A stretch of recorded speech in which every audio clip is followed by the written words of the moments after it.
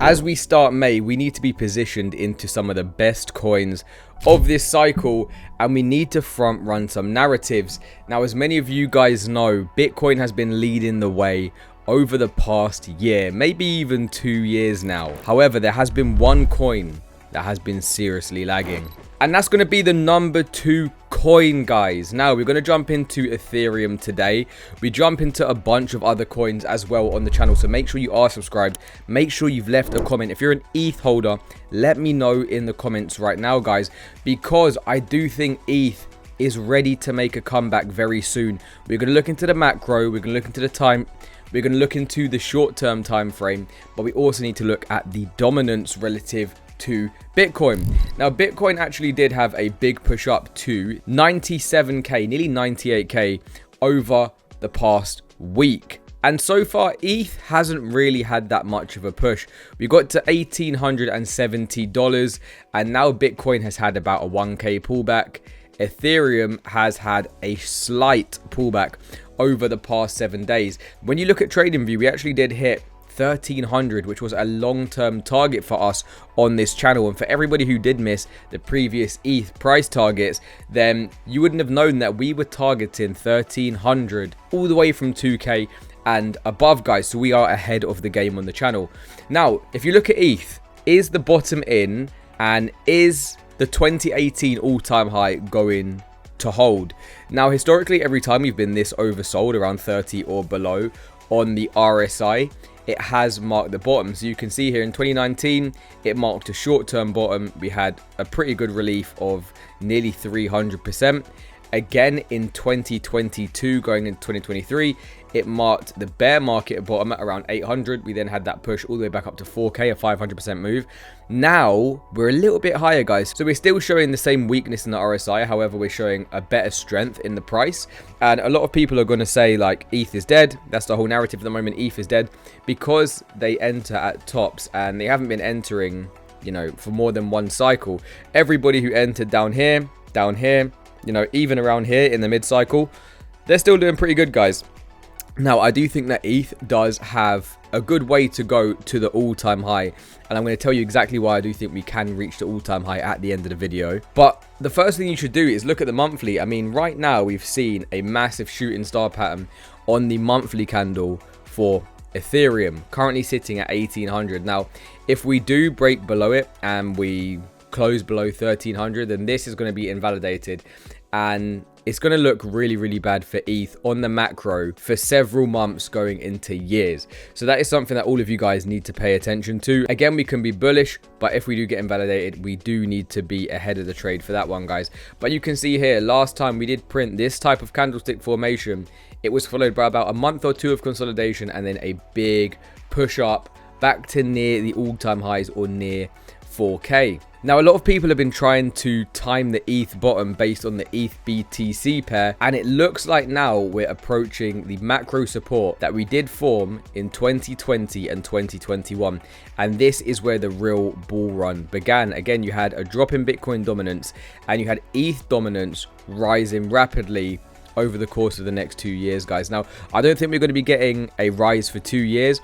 I do think it can be something very, very sharp, maybe not as impulsive as what we did have from 2021 going into 2022, but I do think there still is a good chance that ETH dominance, which again is going to help a lot of our altcoin dominance, is going to push up over the coming months going into late 2025. Now, one thing for all of you guys to keep an eye on is going to be the Fear and Greed Index on Ethereum. So you guys can go and check out CFGI, which is an Ethereum Fear and Greed Index tool. And over the past week, as ETH did push up to nearly 1900, we have gone back into greed.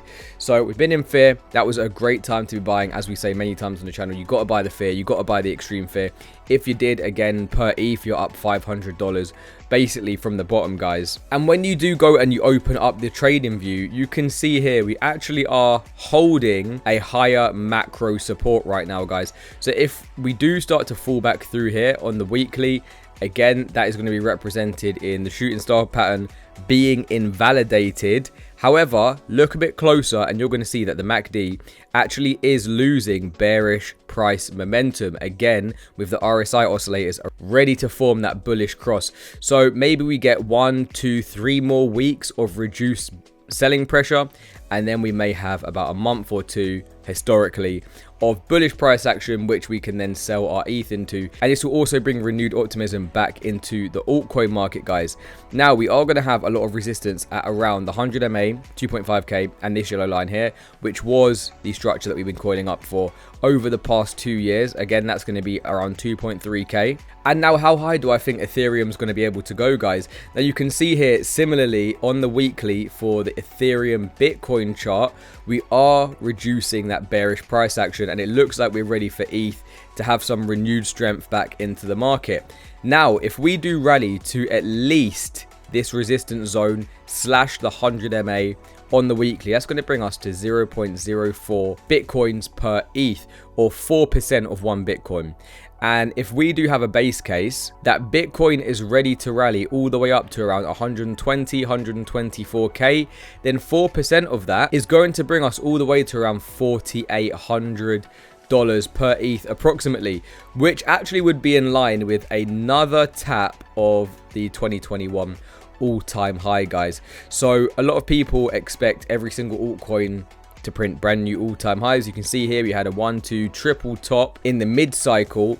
However, if a lot of people are saying, right, we're getting a 10k ETH, usually it doesn't happen, guys. So again, we're going to have a big sell zone at around 4.8k, which again is going to be a psychological level because it's the previous all-time high. And then we've got our little green selling zone between 5.8k and all the way to around 6.5k. So that's some conservative targets for ETH. And again, if we do get the money flow from Bitcoin into ETH and then back into the ETH ecosystem, so on and so forth, that's going to be great for a lot of our altcoins, and it should bring the altcoin season that we are looking for. And remember, historically, these things happen at the very end of the cycle, guys. So we need to keep an eye on the altcoin season index. Right now, it's Bitcoin season. However, we sell into altcoin season and we buy into Bitcoin season.